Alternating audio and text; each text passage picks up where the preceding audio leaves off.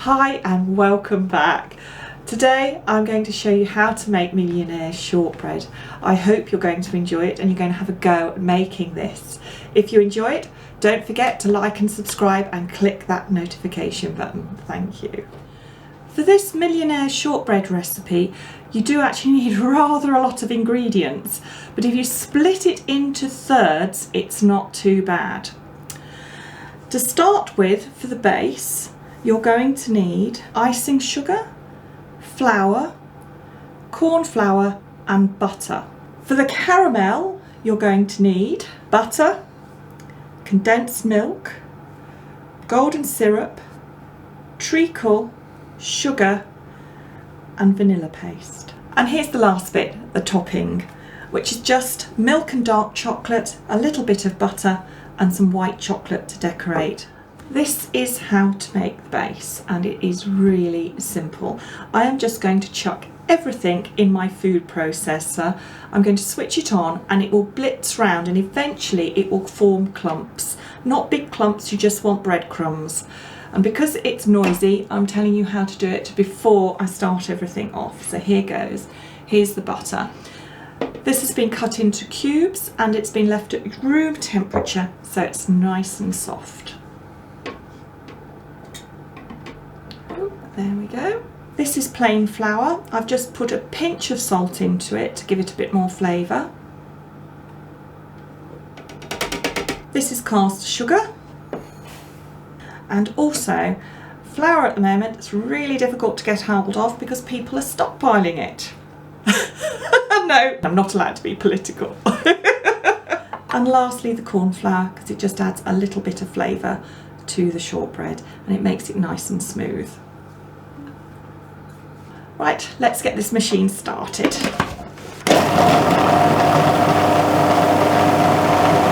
There we go, it's just started to form and now I'm going to press it into my baking tray. There we go, let's just put it into the tray.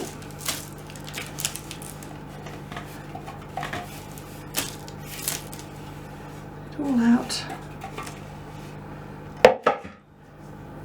And now spread it round. It's quite soft. Very soft. This is going to taste okay. It should have been more of a crumbly mix to spread over, but because the house is warmer today, my butter was very soft, so I had to spread it. I'm now going to put this in the fridge for about 15 minutes to 30 minutes before I put it in the oven to bake, just so that it can harden up a little bit. Now for the caramel. Again, it's quite easy. Butter.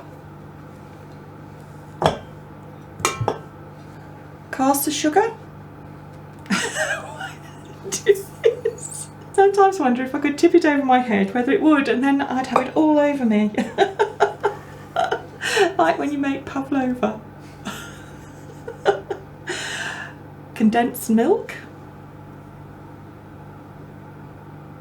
Look at that. Isn't that gorgeous? We want 3 tablespoons of golden syrup. I've heated my spoon in some hot water. There's 1.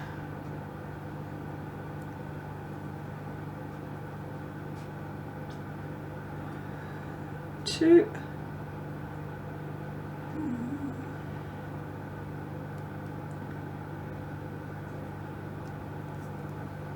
There's 3. And lastly, to give it a nice, deep, rich flavour, a tablespoon of dark treacle. Whoops.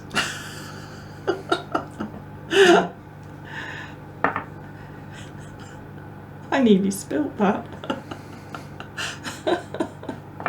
I'm just going to put this on the hob on a low, gentle heat and melt the butter until everything is combined. Once it's combined, I'm going to bring it up to a simmer and simmer for about 8 to 10 minutes to get a lovely caramel sauce. There he goes, let's put it on the hob. Everything is melted together, so all I'm going to do now is bring it up to a simmer and cook it so it's bubbling for 8 to 10 minutes until it changes colour, and then it will be done. The caramel has now gone a lovely golden colour. I cook this for 10 minutes. It takes between 8 and 10 once it's come up to simmering point, and you do need to keep an eye on it because it will catch and you'll just end up with a great big ball in the bottom of your pan. To give it some nice flavour, I'm just going to add half a teaspoon of vanilla paste. And there we go. Oop.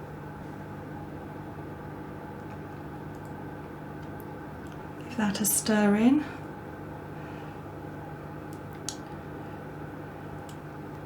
Smells gorgeous. I wish you could smell this. There we go. I'm just waiting for my base to cook, and once that's cooked I will pour this over the top and let it go completely cold, and then we can start making the topping. The shortbread base is cooked and cooled, so I'm just going to pour the caramel over the top.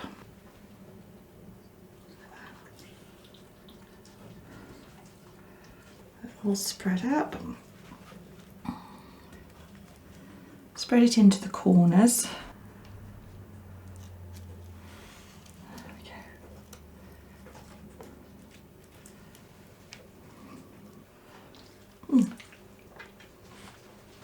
Oh, benefits of being a cook. That's lovely. I'm just going to let that go completely cold, and then I'm going to put the chocolate on the top. The final stage is to melt the chocolate and just cover it. So I've got dark and milk chocolate here. You could just use either all dark or all milk, it's up to you, but I just find it gives it a slightly mellower taste with the mixture of the two. So I'm putting these into my bowl, and I'm adding 25 grams of butter. That is so that when the chocolate is cold, it doesn't go so hard that you can't cut through onto the softer toffee underneath. So here goes, there's 25 grams. I'm just going to put this in the microwave to melt all together, and I'll do the same with the white chocolate. Now this I'm just using to decorate and drizzle over the top and make it look pretty. So I'm now going to melt the chocolate. There we go, all melted. It's so easy in the microwave. And now I'm just going to pour it over the top.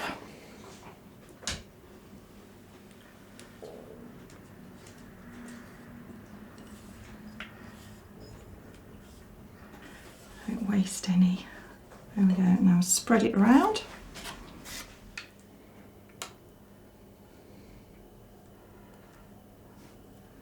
I've got chocolate all over my hands now.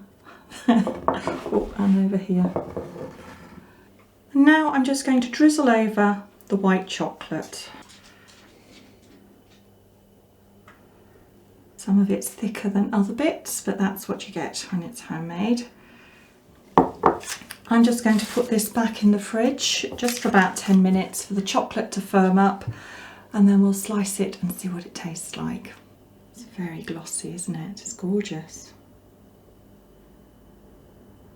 These have been in the fridge for about half an hour, and I've chopped them up into bite-sized pieces. Well, if you've got a big mouth, I guess they're not really bite-sized, are they? Sorry, I can't stop giggling now. Please have a go at making them. I know it looked complicated, but it isn't, and they are so worth it in the end. I'm going to have a quick taste. Let's see what these taste like.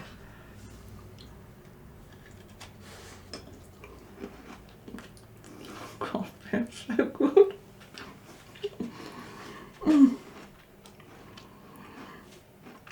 I will have to go up a dress size if I keep eating stuff like this. Luckily, my crew are very good at demolishing all my food.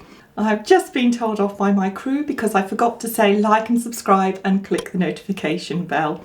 So please do, and I'll see you all again next time. Thank you. You don't get people coming out on stage at Shakespeare going, "Thank you for turning up." Yeah, well, maybe they should. Maybe more people would turn up to Shakespeare. I'd go. They came out and said, "Thank you, Jackie, for coming. I hope you enjoyed sitting here for 3 hours watching Hamlet with a 8-month pregnant bump. Okay, That's the trick. Buy plastic flowers. They live forever. I'm terrible with house plants. What do you say? Action? Quiet on set and all that stuff? She's so sad. She's just... You don't like filming days. You just sit there looking as sad and as melty as possible. Just so that you get some fuss, don't you? Yeah. You're very good, aren't you?